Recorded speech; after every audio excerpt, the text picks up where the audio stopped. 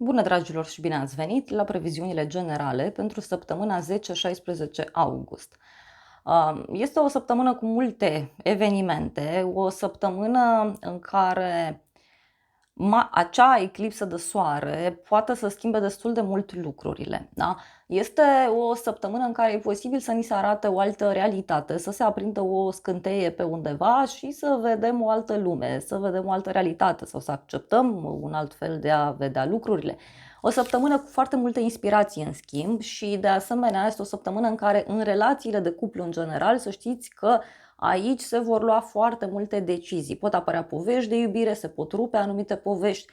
De asemenea, este o săptămână în care și în general în relații, alianțe, da, și la nivel mare și profesional, dacă vreți, și acolo pot apărea tot felul de răsturnări de situație.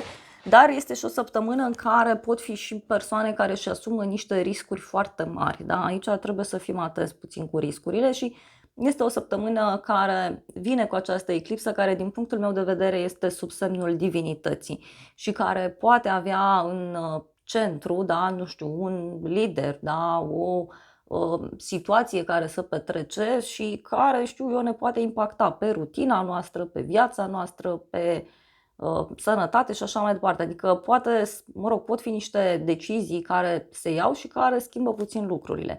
Acum, fiind în leu, leul mai ține și de capete încoronate, da? Deci putem să asistăm pe la tot felul de decizii sau evenimente care se petrec și care nu țin neapărat de omul respectiv. Leul guvernează și partea de lider, deci putem să ne trezim și cu tot felul de situații din acest punct de vedere.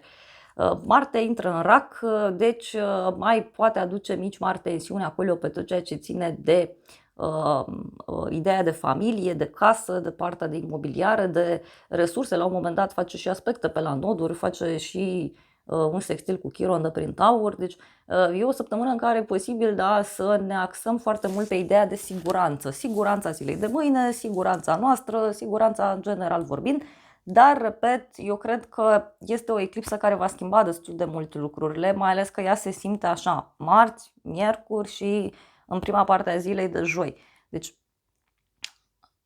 timp este să se întâmple lucruri, plus că atunci, în ziua în care se întâmplă eclipsa, avem foarte multe aspecte. Vreo 6 aspecte, cam așa avem. Deci e foarte mult. E foarte, foarte mult din punctul meu de vedere. În ziua în care se întâmplă eclipsa, suntem înspânzurat. Energia generală e lumea, iar noi suntem în luna, în continuare, da, în luna august. Deci poate să vină cu un eveniment care să ne schimbe realitatea, un eveniment care să întunece lumea, un eveniment, acum nu o luați chiar la figurat vorbind, chiar la propriu, acum nu știu, orice e posibil, da, cu luna, de regulă, sunt perioade mai întunecate. Poate, știu eu, să fie, da, și o săptămână în care să ne trezim cu niște evenimente, dar, repet, care ne cer discernământ, care ne cer să ne ascultăm intuiția, nu să stăm în frică, da? Că e complicat, da? E complicat, de regulă și o persoană când este în an de lună, depinde ce face, da? Pentru că îi se poate arăta și o parte mai întunecată a vieții sale, dar depinde ce face cu ea, dacă o acceptă, învață lecția și se ascultă intuiția sau dacă se aruncă așa cu capul înainte. E ca și cum ar fi o lume necunoscută, e ca și cum ar fi ceva total necunoscut, nouă sau fiecăruia în parte. Oricum am discutat pe aplicația mea pentru fiecare zodie ce se întâmplă în această săptămână. Aveți acolo previziuni foarte amănunțite, pentru fiecare zodie discut ce se întâmplă în fiecare zi din această săptămână. Luăm și cărți de tarot, luăm și cărți oracol, vedem și surpriza pentru fiecare zodie în parte, așa că vă aștept pe aplicația mea, o puteți descărca și puteți viziona zodia sau zodiile de care sunteți interesați, pentru că este o săptămână care poate să schimbe destul de mult lumea. Da? O săptămână, zic eu, cu tot felul de răsturnări, de situații. Da? Deci poate să fie și așa ceva.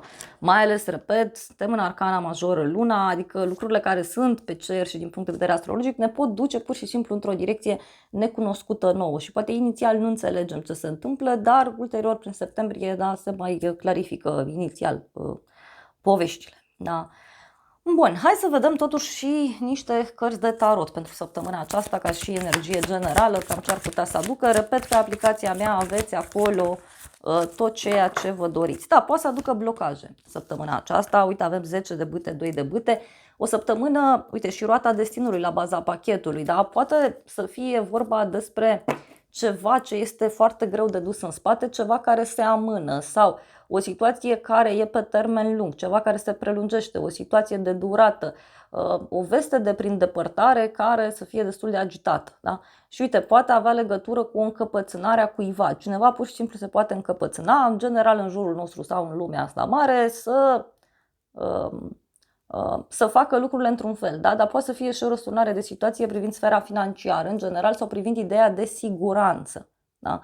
Privind ideea de siguranță. Vedeți că este o săptămână în care totuși ni se cere să nu stăm în miezul problemei, să o privim de la distanță și o săptămână în care ni se cere totuși să ne organizăm, da? Și să înțelegem ce anume este prioritar pentru noi în lumea asta și în viața asta. Da? Cu 10 de bâte, da, eu zic că e o săptămână ușor mai aglomerată, poate e o săptămână în care avem multe lucruri de dus în spate, dar pe de altă parte, pur și simplu poate să fie și o săptămână care ne invită, ia uite, au căzut cărți și mi-a ieșit luna, o săptămână în care poate e bine să înțelegem că nu totul este ceea ce pare. Repet, la lumina lunii nu se văd lucrurile foarte clar, simțurile noastre se amplifică și e bine să le ascultăm pe ele, da, dar nu frica, da? Simțurile, intuiția, adică nu e despre a merge așa pe repede înainte fără să gândim foarte mult. Da?